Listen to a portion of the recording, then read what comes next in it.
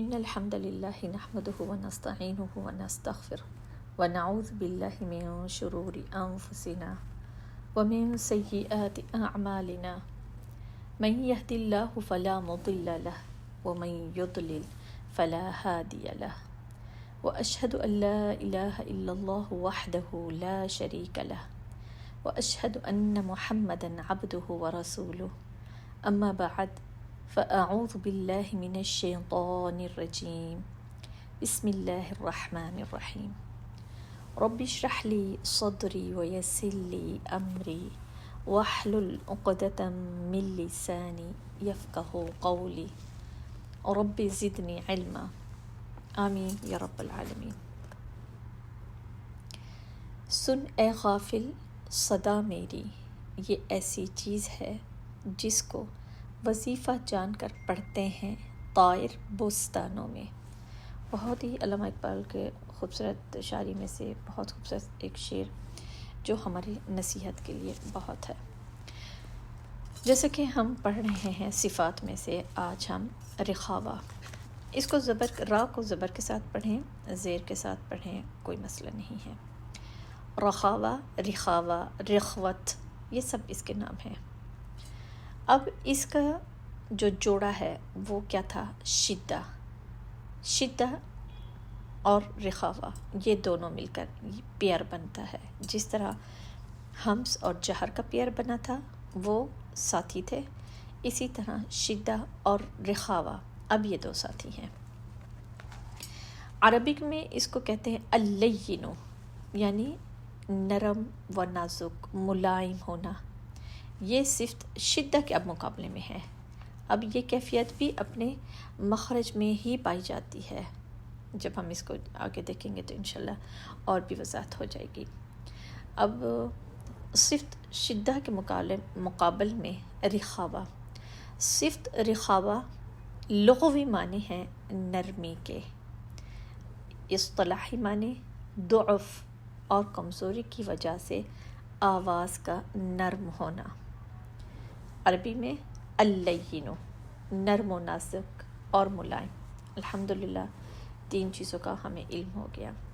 جب بھی ہم صفات میں سے دیکھ رہے ہیں، حمز کو دیکھا تھا ہم نے، جہر کو دیکھا تھا، تو اس میں حمز کو الخفا اور جہر کو الاعلان والظہور، یہ ضرور یاد رکھا کریں۔ شدہ میں قوہ اور رخاوہ میں اللین، ٹھیک ہے، اللین، ان چیزوں کو لازماً یاد رکھا کریں۔ یہ ہماری انفارمیشن، معلومات میں بھی اضافہ کرتا ہے اور ہمیں سمجھنے میں مشکل پھر نہیں ہوتی، کسی قسم کی ہمیں سمجھنے میں کوئی دقت نہیں ہوتی اور ہم بہت ساری چیزوں کو اچھے طریقے سے سمجھ جاتے ہیں۔ اب ہم نے دیکھا تھا حروف شدیدہ کے 8 حروف تھے۔ حروف شدہ کہیں، شدیدہ کہیں، الشدہ کہیں، اس کے کتنے تھے؟ 8 حروف۔ حمزہ، جیم، دال، کاف، قاف، طا، با، تا۔ ان کے مجموعے کو جب ہم نے اکٹھا کیا، اس کا مفخم کیا نکلا؟ اجیدو کا قطبتا۔ اب ان دونوں کے درمیان، شدہ اور رخاوہ کے درمیان، ان کا ایک بچہ آ جاتا ہے۔ ہم اس کو اس وقت اسی مثال سے سمجھتے ہیں کہ شدہ اور رخاوہ کے درمیان ان کا ایک بچہ آ جاتا ہے، اس کو کہتے ہیں متوسطہ، متوسطہ، جس طرح نام سے بھی ظاہر ہو رہا ہے کہ درمیانہ۔ 8 حروف اجیدو کا قطبتا، متوسط کے 5 حروف لن عمر، لام، نون، عین، میم، را۔ اب ہم نے 8 حروف کو اور 5 متوسطہ کے الگ کر لیے۔ اب ہمارے پاس باقی 16 حروف بچتے ہیں۔ ان دونوں کے چھوڑ کے 8 حروف اجیدو کا قطبتا، لن عمر، ان حروف کو چھوڑ کر باقی ہمارے پاس 16 حروف بچتے ہیں۔ الحمدللہ ان حروفوں کی ترتیب دیکھ لیتے ہیں۔ ث، ح، خ، ذ، ز، سین، شین، صاد، ضا، طا، ظا، غین، ف، واو، ہا، آ اور یا۔ ہمارے پاس یہ 16 حروف کی ایک الحمدللہ ہماری ڈیٹیل آ گئی۔ اب ہم جب اس کو کریں گے، کیونکہ متوسطہ ان دونوں کے درمیان میں آتا ہے، اس لیے ان کا ابھی اس کو ہم نے بچہ قرار دے دیا ہے، شدہ اور رخاوہ کا بچہ بنا دیا ہے۔ اب رخاوہ کی ادائیگی کے وقت، حروف کو ادا کرتے وقت مخرج کی جو آواز ہے، یہ اپنے مخرج کی آواز میں ضعف اور کمزوری سنائی دیتی ہے، اور ایسی کمزوری سے ٹھہرتی ہے کہ جس کی وجہ سے آواز تھوڑی سی جاری رہتی ہے، نرم ہو جاتی ہے۔ اب یہ صفت ہم نے کس میں دیکھی تھی؟ ہمس میں بھی دیکھی تھی کہ اس میں بھی کمزوری اور ضعف اور نرمی سے آواز ٹھہرتی ہے، اور اس کے ساتھ کیا تھا؟ فلو جاری تھا، اف، ایدہ۔ لیکن یہاں پر لمحے کے لیے آواز اس کے ساتھ فلو کرے گی، کمزوری کی وجہ سے۔ یہ دیکھیں، جب بھی کمزوری کسی چیز میں ہوتی ہے، ضعف ہوتا ہے، ویکنس ہوتی ہے، تو اس میں نرمی ضرور ہمیں سنائی دیتی ہے۔ تو سیم ان حروف میں بھی ہمیں یہی سنائی دے گا، کمزوری کی وجہ سے نرمی آ جاتی ہے، تھوڑی سی آواز ٹھہرے گی نرمی سے، ٹھیک ہے۔ اب سا کو ساکن کر لیتے ہیں، کیونکہ جب ہم مخارج پڑھ رہے تھے حروف تہجی، تب ہم نے 4 طریقوں سے دیکھا تھا، فتحہ، کسرہ، ضمہ اور سکون کے ساتھ۔ 4 طریقوں سے ہم نے ہر حرف کی ادائیگی کی تھی۔ جب بھی کسی حرف کی اصل ہم نے مخرج کی پہچان کرنی تھی، تو ہم نے کیا کہا تھا؟ اس کو ساکن کر لیں۔ اس وقت اب ہم ثا کو ساکن کر رہے ہیں، ثا۔ حمزہ کے اوپر جیسے ہی کوئی علامت کھڑی شکل کا جو لیٹر ہوتا ہے الف، اس کے اوپر زبر، زیر پیش یا سکون کی علامت آ جائے تو وہ کیا بن جاتا ہے؟ حمزہ۔ حمزہ کے اوپر فتحہ، ثا کے اوپر سکون کی علامت۔ اب جیسے ہم اس کو ادائیگی کرتے ہیں، اس، اگر اس کو ہم سمجھنے کے لیے اگر اس کو بند کر دیتی ہوں اور سانس تھوڑی سی اس کے ساتھ جاری نہیں رہتی، اب یہ دیکھو اس کو جھٹکا لگ رہا ہے، نہیں، تھوڑی سی آواز رخاوہ میں چلے گی، آواز بند نہیں ہوگی، جو یہ ہمارے پاس 16 حروف ہیں۔ دیکھیں، ہا بھی ہم نے فحسہ شخصم سکت، ہمس میں بھی دیکھیں، خا دیکھا، شین دیکھا، صاد دیکھا تھا۔ تو اب وہ ہمس کے ایک حرف میں کئی صفات آ سکتی ہیں، 4، 5، 3، اس سے بھی زائد، یعنی کہ 6 صفات تک آتی ہیں، ٹھیک ہے۔ الحمدللہ ہمیں یہ سمجھ آ گئی۔ اب جب ہم نے اس کو ادائیگی کی، اب ایک حرف لے لیتی ہیں، مثنا،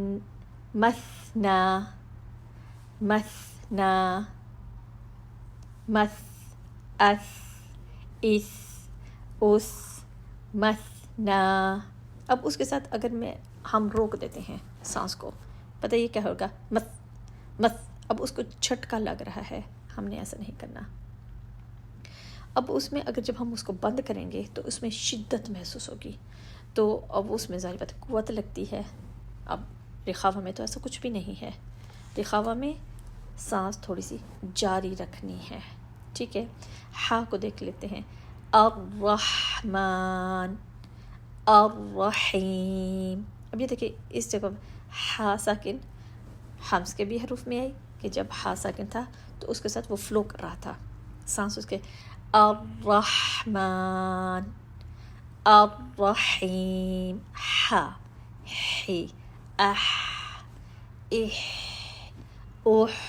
اب اس میں اح، اب اس میں تھوڑا سا فلو، اس میں سے وہ سموتھلی آواز اس کے ساتھ جاری ہے، کسی قسم کی کوئی مشکل نہیں، کچھ بھی مشکل نہیں۔